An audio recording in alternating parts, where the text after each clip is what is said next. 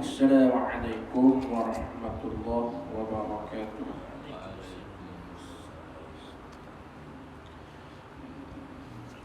Al-Fatihah.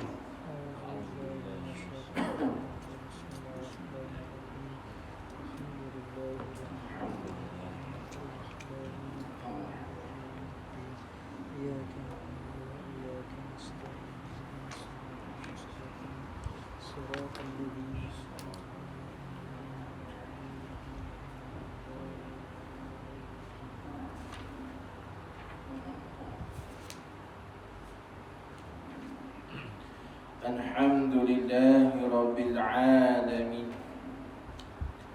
Wassalatu wassalamu ala Rasulil Amin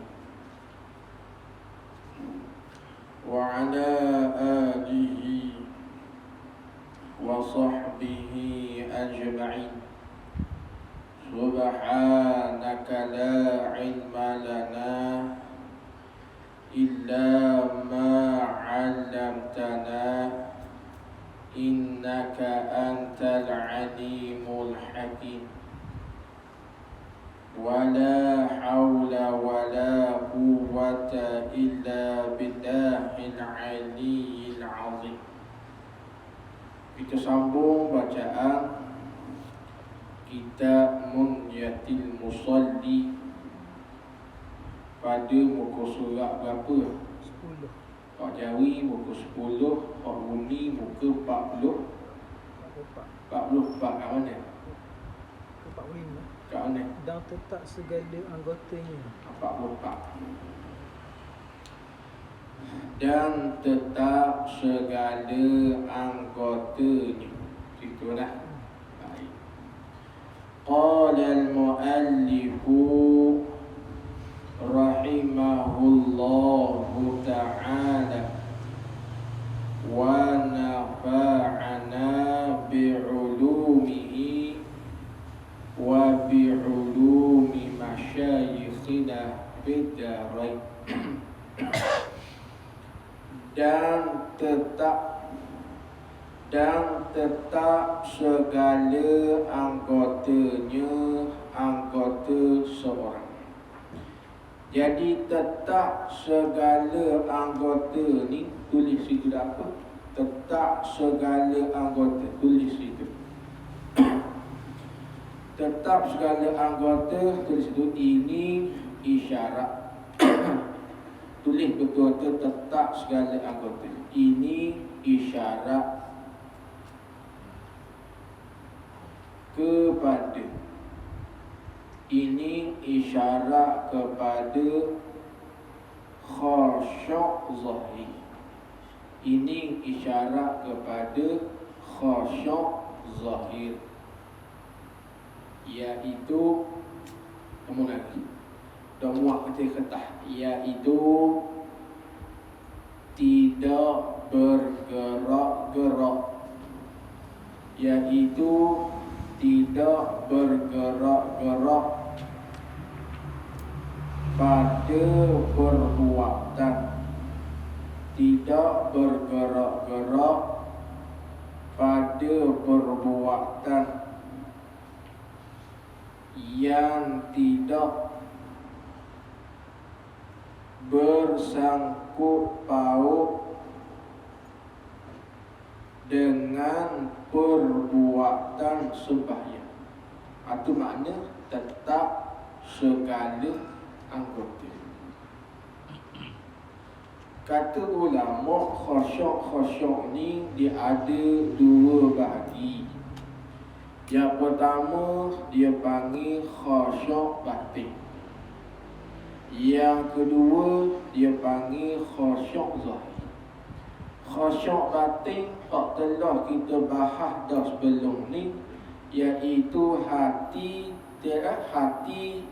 tidak ingat akan sesuatu melainkan Allah. Itu dipanggil khusyuk batin.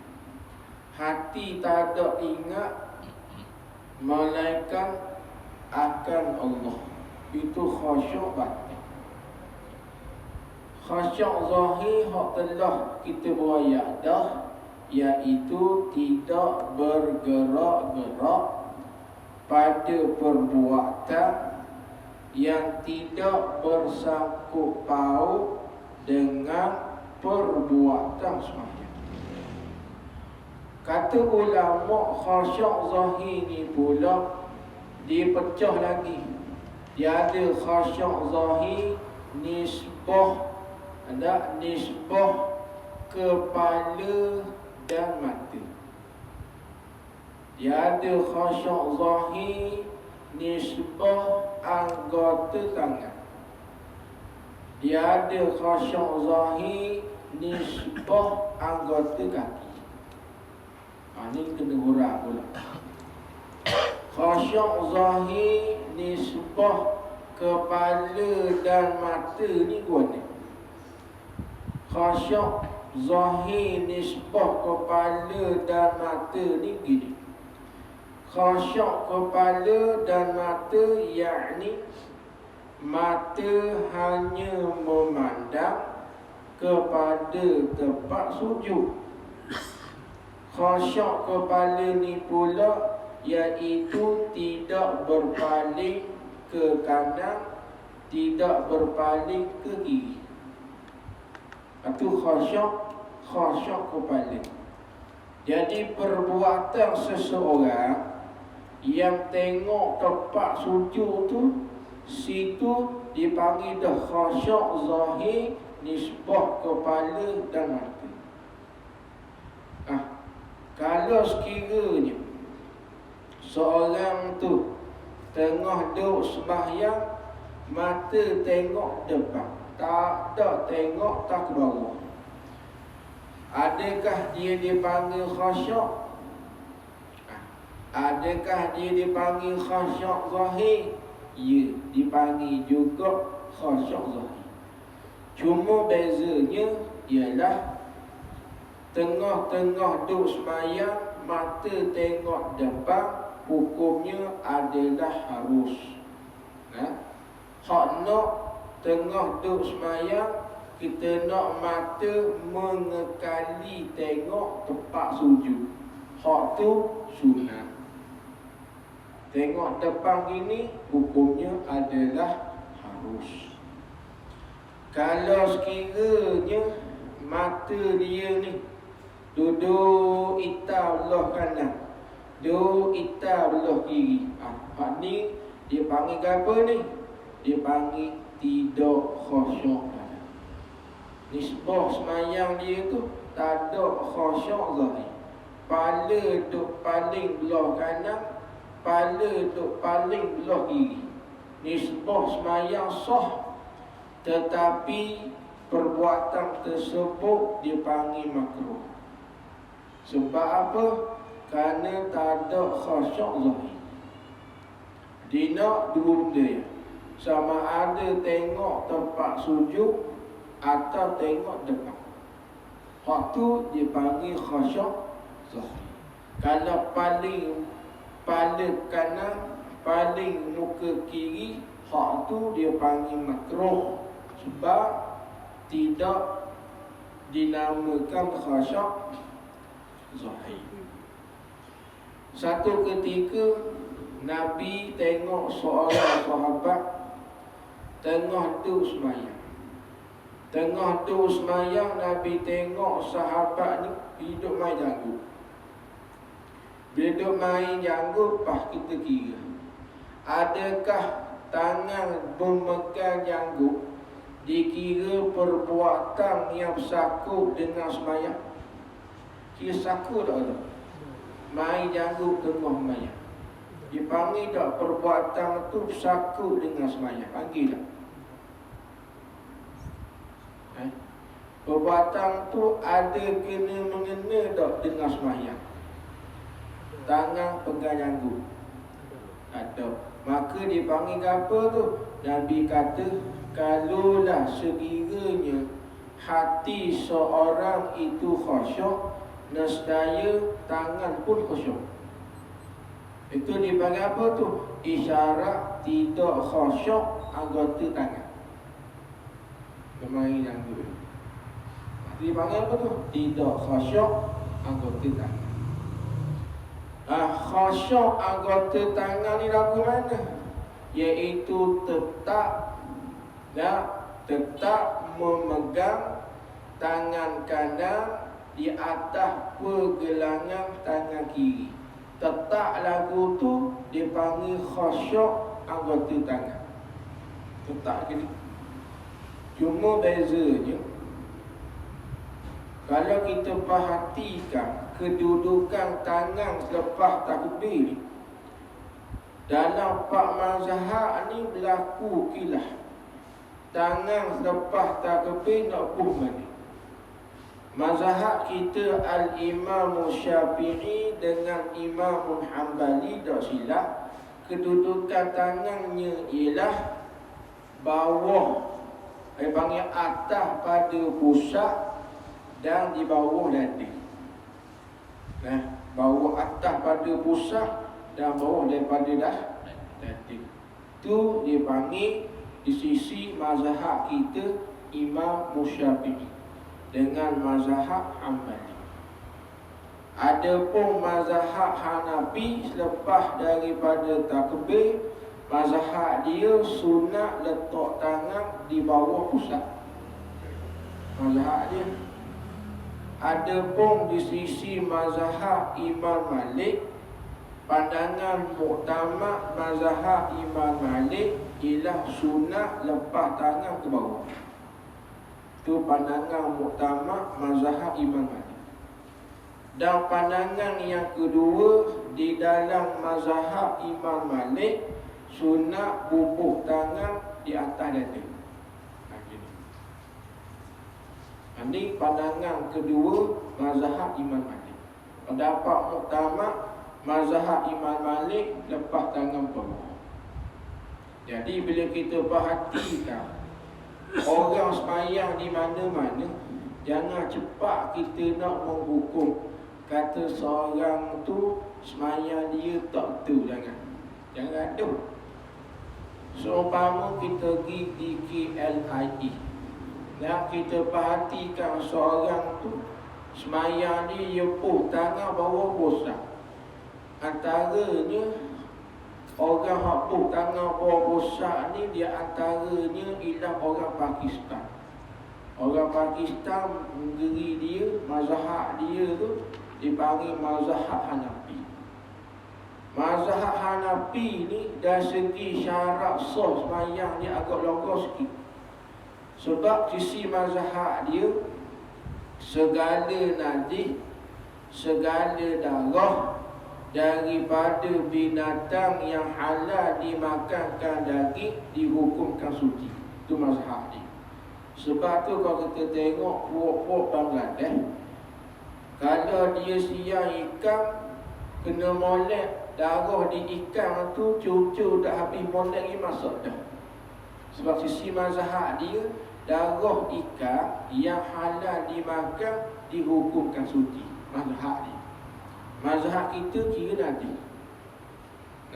Tu tiga mazhab ni. Mazhab Hanafi, mazhab Hanbali, mazhab Maliki, segala najis dan darah binatang yang halal dimakankan daging dihukumkan suci. Itu mazhab dia.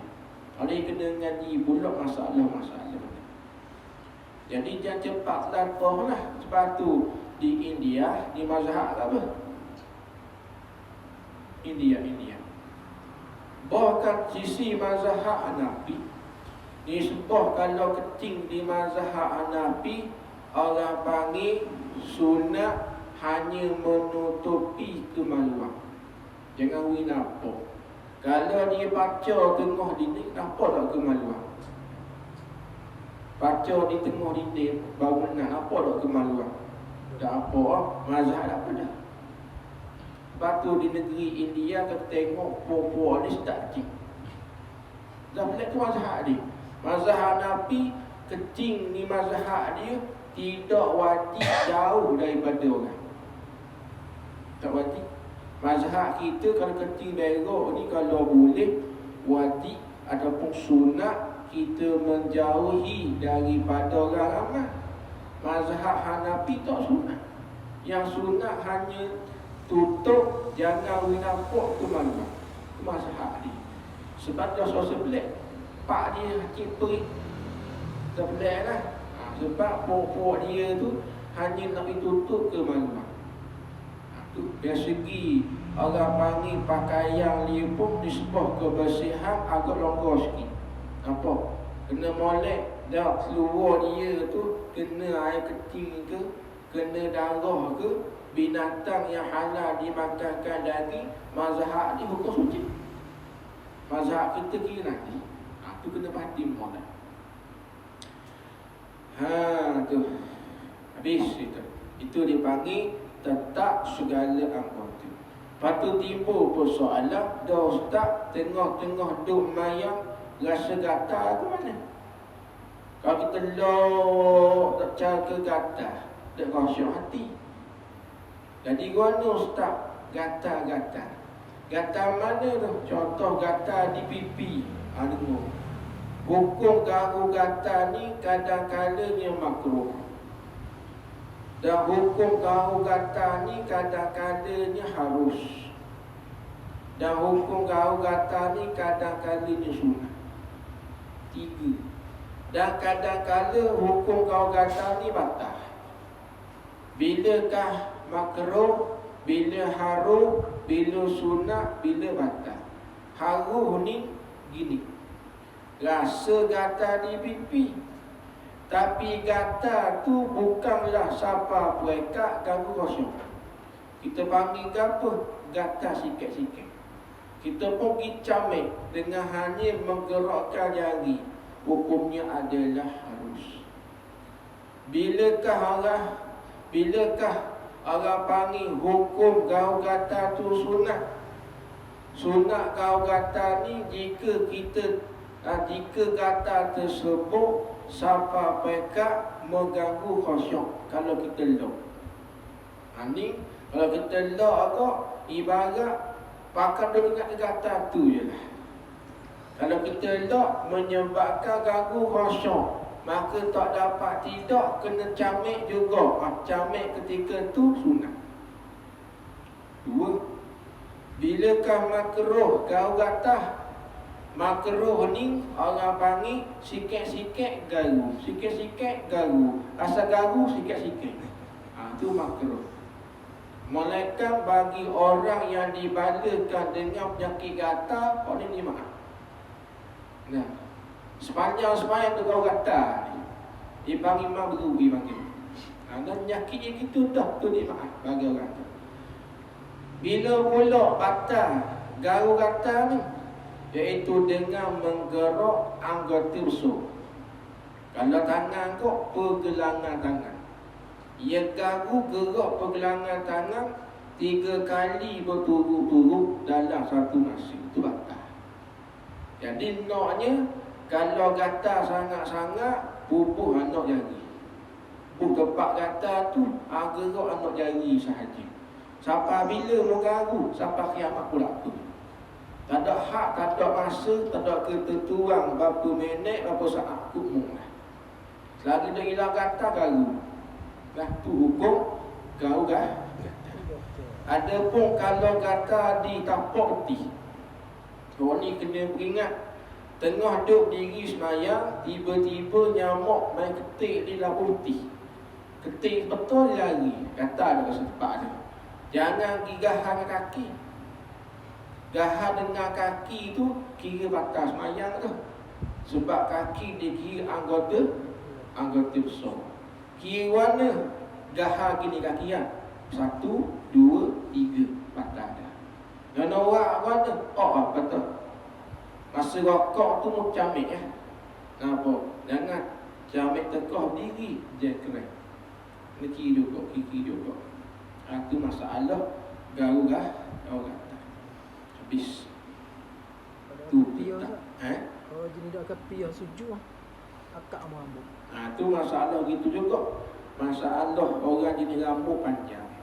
Rambut panjang ni antara syarat sah sujud antaranya ialah sujud pada mana-mana bahagian anggota dahi.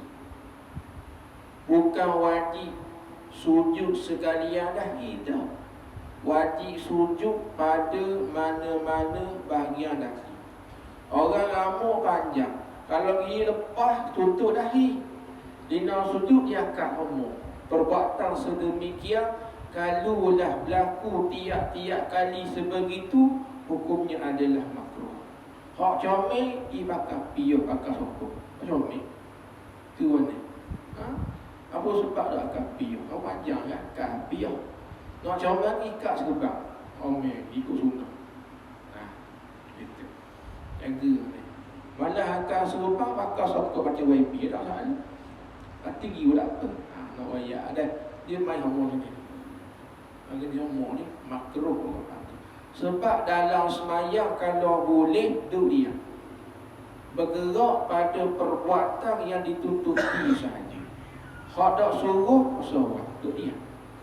Adakah masa sujud tangan suruh gerak kat rambut? Tak suruh. Maka tangan kita tu kelakak sokmo, selok sokmo, dipanggil makruh.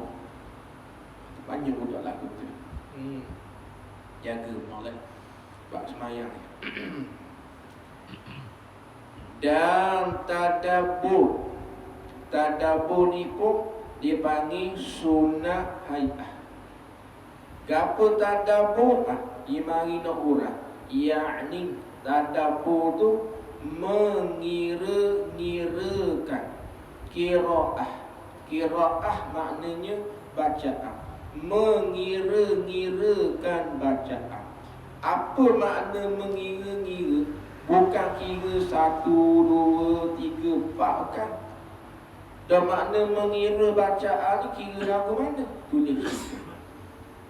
Mengirakan bacaan yakni perhatikan makna bacaan. Perhati ke makna tu. Kalau kita baca mulut, baca apa? Baca doa iftitah. Allahu akbaru kabira. Mulut. Hati perhatikan makna. Apa makna? Allahu akbar kabira. Apa makna? Seorang terjemah Melayu. Kenapa makna Allahu akbar kabira? Apa makna? Kenapa makna Allahu akbar kabira? Secara orang panggil, secara udah-udah erti. Apa makna? Kalau kita lok kosong dalam hati tak ada apa satu, dipanggil kita semayang nisbah zahir tak ada batin. Dia nak semayang ni, nak comel, nak sempurna, kena ada semayang zahir, semayang batin. Semayang batin antaranya tadabbur. Kalau baca mulut, hati tak ada apa satu, lok kosong, dipanggil semayang zahir tak ada batin. Tak comel gitu. Jadi walaupun mulut duk baca Allahu akbar kabira, hati kalau boleh perhatikan makna bacaan. Walau kita tahu secara utuh-utuh sekalipun tak apa. Kalau orang boleh tahu makna semayang tu satu persatu, itu lebih baik. Kalau dia tahu secara umum sahaja tu pun kira comel dah. Janganlah kosong. Sepanjang kita dah baca doa iftitah Allahu akbar kabira, sapalah wa umirtu wa ana minal muslimin. Dalam doa iftitah nak cerita ke apa? Kalau kita royak tak tahu apa satu, dipanggil semayang kita tak ada tadabbur. Dipanggil ada kabur dia panggil. Ceritakan apa sepanjang tu? Kita tahu secara umum anak wayak kita semayang ni, kita hadapkan wajah kita, diri kita, jasad kita ni kepada Allah. Tahu sekadar tu pun tak apa dah. Dipanggil tahu secara udah-udah tak apa dah. Dipanggil ada kok tadabbur. Sebab tadabbur ni dia dikira sebagai perhiasan semayang, nak pergi janguk semayang. Kalau kita ni nak pergi janguk orang lelaki mana? Rambut dah, lelaki tu. Orang perempuan make up, orang lelaki mana janguk? Baju mana? Kena kisah orang mana?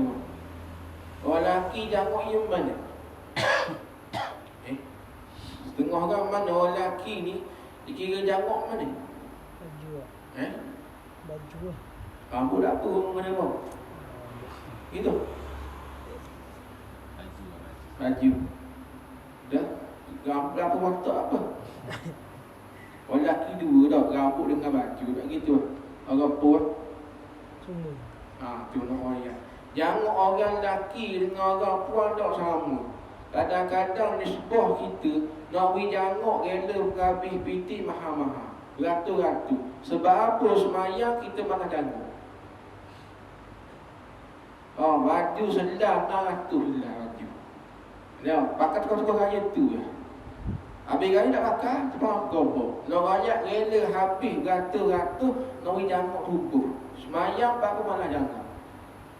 Sekadar dah pula aku mayang dah, baca belaka dah, lepas tak ada pun ke mana ada dah.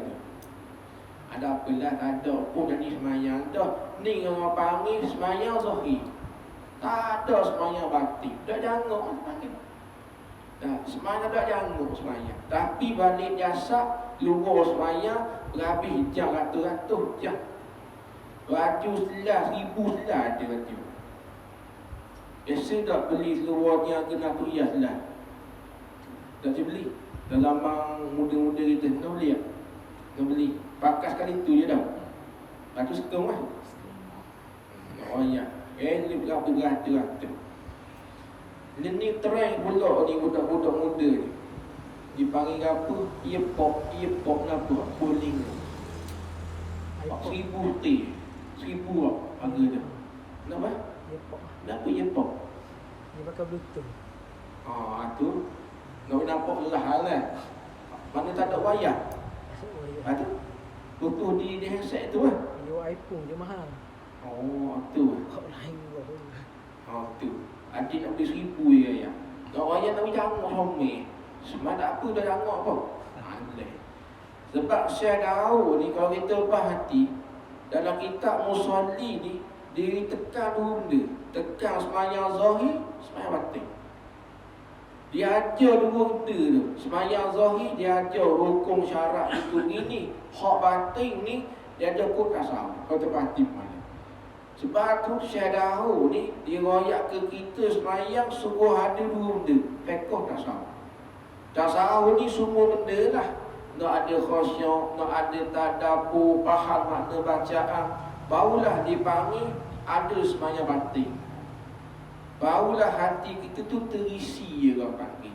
Barulah hati kita tu lahir ketenangan. Kalau sekadar bolok-dok baca, hati tak ada memahami gapo-gapo satu, tenang tak kena oleh. Tak tenang kena oleh. Tenang bila hati mengerti, tenang bila hati memahami. Sebab tu nak ada tadabbur.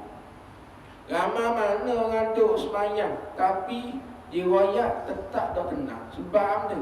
Dia hanya semayang zahir, tidak batin.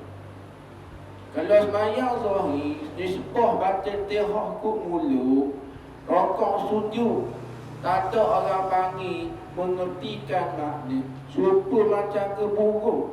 Burung reti tihah dah aja. Ada beza lah. Beza kita dengan burung, tadabbur. Barulah lahir ketenangan. Jadi jangan semayang serupa burung. Ramai mana orang semayang serupa burung. Pandang tu baca dia 3%.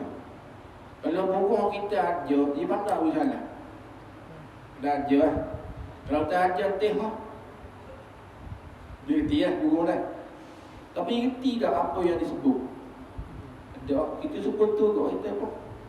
Jadi semayang kita ni kena ada upgrade. Upgrade daripada bacaan mulut dia sahaja, upgrade wirti makna. Slow-slow kita latih, tengok buku terjemah. Kalaulah kita sanggup dah nak memahami satu benda, kita sanggup cari. Sampai pekat pergi beli buku tu, buku ni, nak memahamikan suatu perkara. Sebab apa duk semayang? Semayang kita ni, kita nak rasa lazat, rasa manis, kita kena korban. Apa yang kurang di kita, kena cari bagaimana kita nak menjadi molek. Kita kurang ku mana? Kurang ku tahu makna. Cari buku yang ada terjemahan, tengok baca. Sekurang-kurangnya bila kita baca tu, ibarat dalam hati ada subtitle. Boleh kan ni? Kita tengok drama Tamil, drama Bollywood tidak cakap. Duk alih, duk kok sebab ni.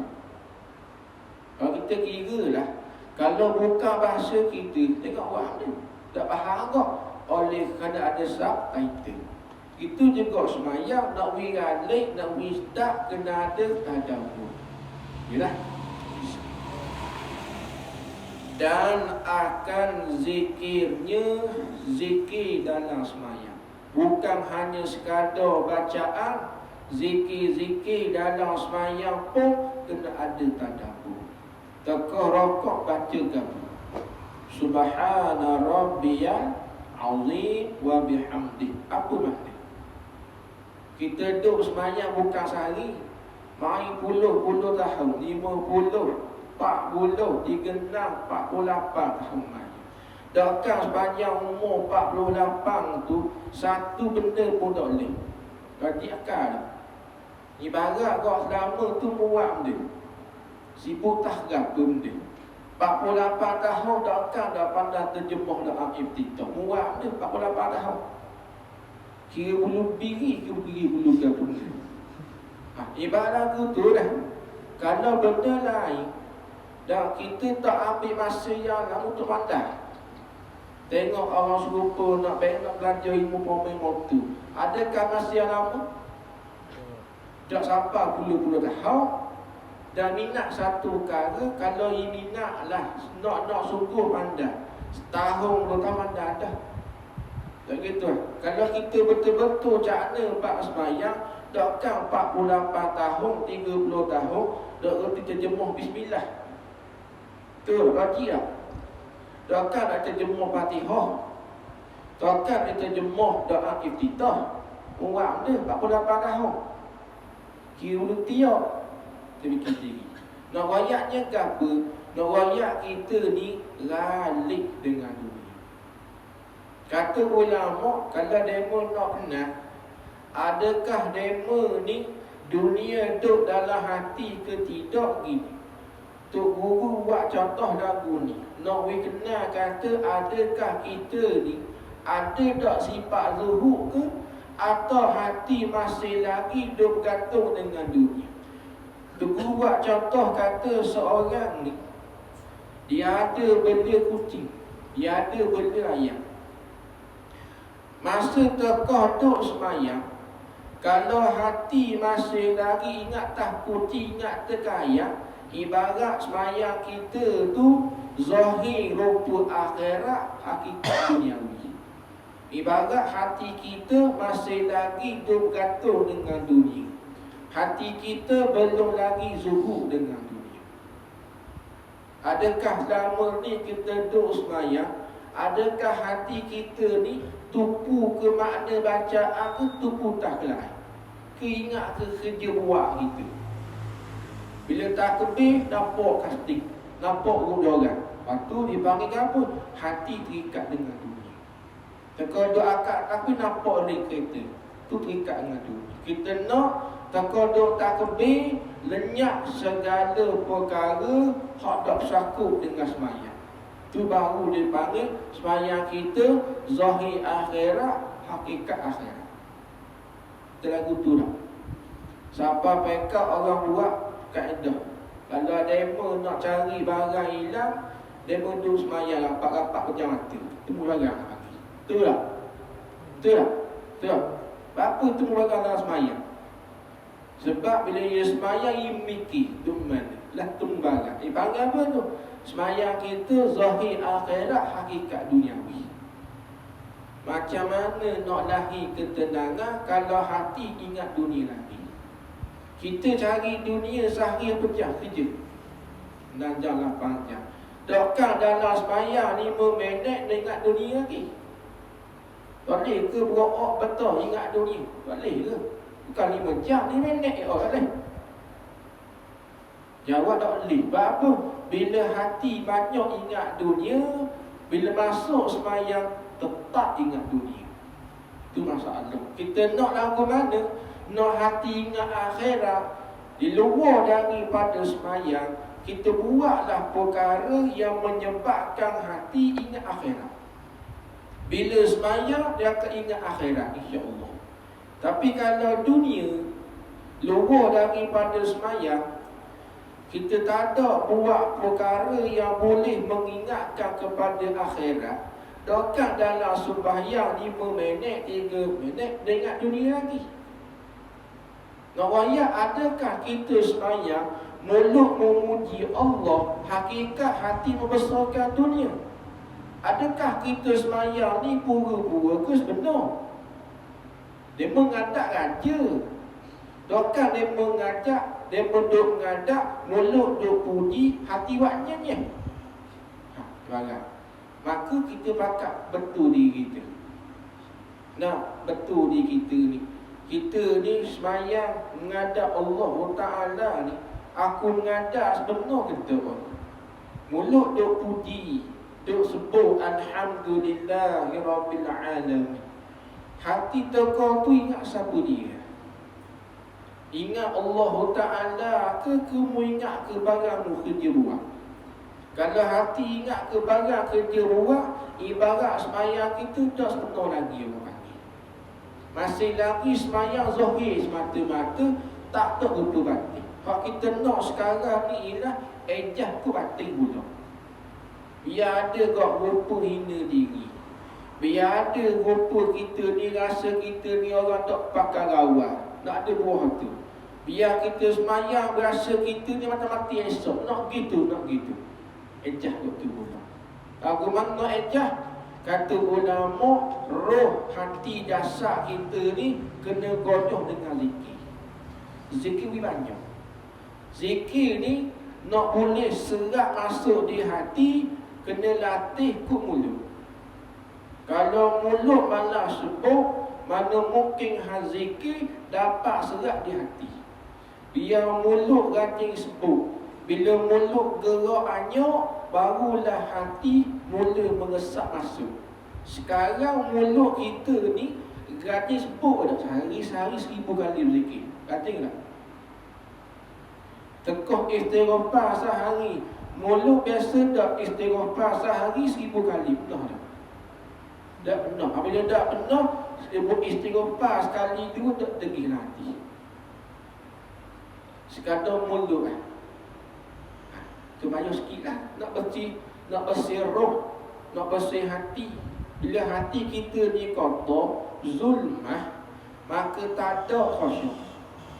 Bila hati kita zulmah, kotor, tak ada rasa hina diri. Bila hati kita zulmah, kotor, tak ada rasa nak tadabbur. Sebab tu penting bersih hati lah. Bersih hati. Kena banyak berzikir. Kena sepai wasbah seseorang. Ada wasbah. Ada dah. Dengan simpang saja buat kata dalam malam. Ke malam kita buat apa malam.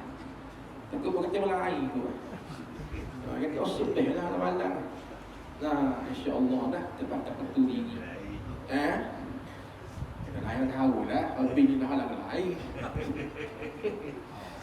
Dah, kata wasbah lah malam. InsyaAllah. Aku tertarik dah dengan kata Baba Mak Sulaiman. Tertarik dah sangat. Antaranya, Bapa amat menitik beratkan soal belajar. Baca bahasa. Tak lepas dia mulut ilmu fardu'ah. Yang kedua, dia suruh kita banyak amal. Baca bahasa dah, tak lepas. Sebab apa? Orang yang bergelar pelajar, bergelar orang mendadah kitab, dia kena ada amal khususiah. Dia mesti ada. Dia mengaji ni satu hal dah. Dia kena ada amal khususiah dengan dia dengan Allah Ta'ala. Antaranya kena bangun tahajud malam-malam. Payah dah ke tu. Dia kata diri sendiri ni payah. Dia kena ada kok, kena merayu dengan Allah, kena merintih dengan Allah, kena ada. Sebab orang mengaji agama, hubungan dengan Allah kena rapat. Kena rapat. Semakin mengaji sepatut rapat dengan Allah, bukan semakin jauh. Nampak dah? Pak kapur ni ke diri sendiri kapur. Sebab kita ni sungguh malam-malam nak bangun buat amal tu berat rasa tubuh. Tak gitu lah. Allah, mungkin sebab dosa banyak. Begitu tu. Nak bangun tengah malam, kata buat 8 rakaat, 2 rakaat tahajud pun tak kejut. Hak kena keting, hak tu yang aku. Keting tak perlu gitu, zikrak itu. Allah Rabbi, banyak dosa kita dah dengan Allah Ta'ala. Ngaji kitab tu kitab ni, tapi warna amat tak tambah. Kita lihat dosa banyak tu.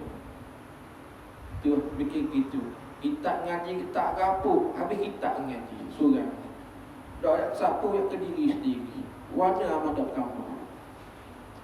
Sebab itulah kitab Bidatul Hidayah, Imam Allah sebut lah, man isda ilma, barang siapa yang bertambah ilmu, lam yasdad huda, tapi tak bertambah petunjuk ibadat, lam yasdad binallah illa mu'ada, tak akan bertambah dah daripada Allah tu, melainkan semakin jauh. Semakin mengaji, amal kau kurang, ibarat bukan kau dekat, kau jauh. Orang yang semakin mengaji, amal dia semakin banyak. Kalau nama ni berzikir 100, bila kau mengaji 200 berzikir, nak gitu. Tapi lepas mengaji tak berzikir terus dah. Letih ke mengaji itu. Allah Rabbi, ya kali. Sedih lah, sedih hati orang kita ni sedih. Dia gapak dengan bapa, dia gapak dengan tok guru, habis tanya siu. Tak gitu kan, warna amat tak tambah. Khidmat tu, khidmat ni dengan maulid ni bagus tu. Apa tu dah tu ya? Apa gitu? Tu amah sabuk ni, barangkali aku nak apa tu. Nak ke Nabi tu nak dah. Comel dah, dia berselawat, comel dah. Apa tak tambah? Ibarat apa tu? Kata kau, kita ni ada dosa. Anak kataan gitu nak syurga Firdaus, hak tu. Hak gitu nak pergi bidadari, hak tu. Ibarat tak lu muka. Begitu.